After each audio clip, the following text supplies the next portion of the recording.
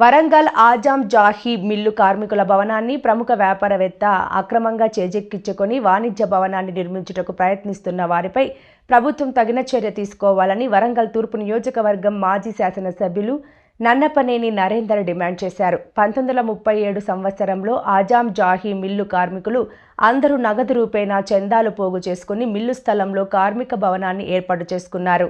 అప్పటి నుండి గత సంవత్సరం వరకు సమావేశాలు ఏర్పాటు చేసుకునేవారు. కాంగ్రెస్ ప్రభుత్వం ఏర్పడిన తర్వాత కాంగ్రెస్ నాయకుల అండాదండలతో కార్మికులకు సంబంధించిన భవనాన్ని అక్రమంగా చేజిక్కించుకున్నారని 324 మంది కార్మికులు ఈ రోజున రోడ్డున పడ్డారు. అటువంటి వారికి మా బీఆర్ఎస్ పార్టీ కార్మికులకు అండగా నిలుస్తామన్నారు.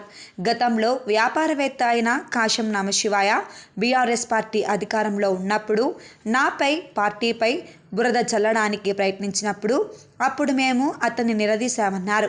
అప్పుడు భవనాన్ని చేజిక్కించుకునే ప్రయత్నం విరమించుకొని కాంగ్రెస్ ప్రభుత్వం రాగానే కాంగ్రెస్ నాయకుల అండాదండలతో భూమిని స్వాధీనపరుచుకొని భవన నిర్మాణాన్ని శంకుస్థాపన చేసిన విధానాన్ని ఎండగట్టడానికి బీఆర్ఎస్ పార్టీ పరంగా పెద్ద ఎత్తున ఉద్యమిస్తానని హెచ్చరించారు. అట్టి స్థలంలో ఆజాం జాహీ మిల్లు కార్మిక భవనం ఏర్పాటు అయ్యే వరకు కార్మికుల పక్షాన నిలబడి పోరాటం చేస్తామన్నారు.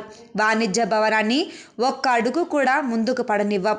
కాంగ్రెస్ ప్రభుత్వం ఏర్పాటు అయిన తర్వాత ప్రజా సంక్షేమాన్ని విస్మరించి ఖాళీ స్థలాలను కబ్జా చేయడానికి కాంగ్రెస్ నాయకులు ప్రయత్నిస్తున్నారని అన్నారు.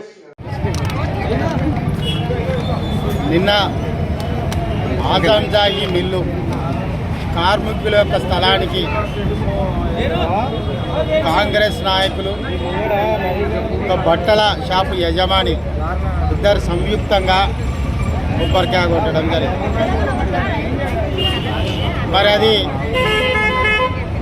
కార్మికుల యొక్క స్థలం అని తెలిసి వారికి అన్యాయం చేస్తూ మిమ్మల్ని ఎన్నుకున్నందుకు వాళ్ళకి అన్యాయం చేస్తున్నారా, లేకుంటే పెట్టుబడిదారులకు మద్దతు ఇస్తున్నారా? మీ ఆలోచన విధానం ఏంది? రెండో విషయం, 1933లో ఆజాం జాహీ మిల్లు ఫౌండేషన్ పడితే 35లో ఉత్పత్తి స్టార్ట్ అయింది. 37లో కార్మిక సంఘం ఏర్పడ్డది. సర్వేపట్ల రామనాథం గారు మొట్టమొదటి కార్మిక నాయకునిగా అప్పుడున్నటువంటి ఖమ్మం వరంగల్ జిల్లా కింద ఉండే అప్పుడు వరంగల్ జిల్లా కింద ఆ కార్మిక సంఘం ఏర్పడడం జరిగింది. 13,000 మంది కార్మికులతోటి ఆ రోజు నిర్మాణం జరిగింది. దాంట్లో 8,000 మంది కార్మికులు సభ్యత్వాలు తీసుకొని ఆ స్థలాన్ని ఆ రోజు కొనుగోలు చేసుకోవడం జరిగింది.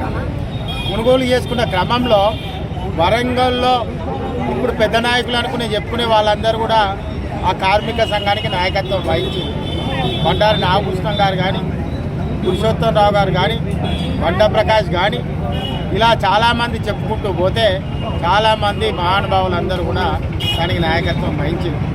మరి కార్మిక స్థలాన్ని ఏ కార్మికుడు అమ్మితే ఈ బట్టల కార్మిక సంక్షేమ భవన్ని రియల్ ఎస్టేట్ వ్యాపారులతోనే కూల్చివేసిన దాన్ని సిపిఎం పార్టీ తీవ్రంగా ఖండిస్తూ ఉన్నది.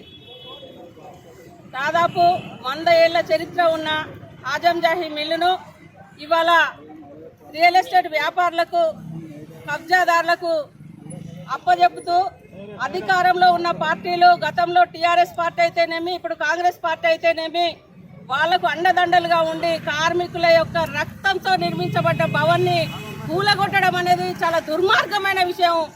దాన్ని వెంటనే పునర్నిర్మించాలి అని చెప్పేసి మేము సిపిఎం పార్టీగా డిమాండ్ చేస్తూ ఉన్నాం. ఇవాళ ఎవరెవరైతే అధికార పార్టీగా ఉండి ఇక్కడ భూమి పూజ చేసి మొత్తం దీన్నంతా కూలగొట్టడం అనేది దుర్మార్గమైన విషయం. కార్మికుల రక్తంతో నిర్మించబడ్డ భూమిని ఇవాళ మొత్తం కబ్జాదారులకు, గుత్తా పెట్టుబడిదారులకు అప్పచెప్పే తీరును సిపిఎం పార్టీ ఖండిస్తూ ఉన్నది. కొండ మురళి అయితేనేమి, ఇంకా మిగతా వాళ్ళు అయితేనేమి, ఓం నమ శివాయ లాంటి వాళ్ళ పాత్ర ఇక్కడ ఉంది అని చెప్పేసి మేము ప్రజల ద్వారా అట్లాగే కార్మికుల ద్వారా మేము చెప్పదలుచుకున్నాం. అందుకోసమనే వెంటనే దీన్ని పునర్నిర్మించాలి.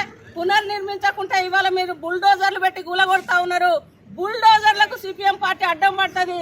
మా ప్రాణాలు సైతం లెక్క చేయడం మేము ప్రాణాలు సైతం పణంగా పెట్టి కార్మికుల భూమిని రక్షిస్తామని చెప్పి చెప్పదలుచుకున్నాం. వెంటనే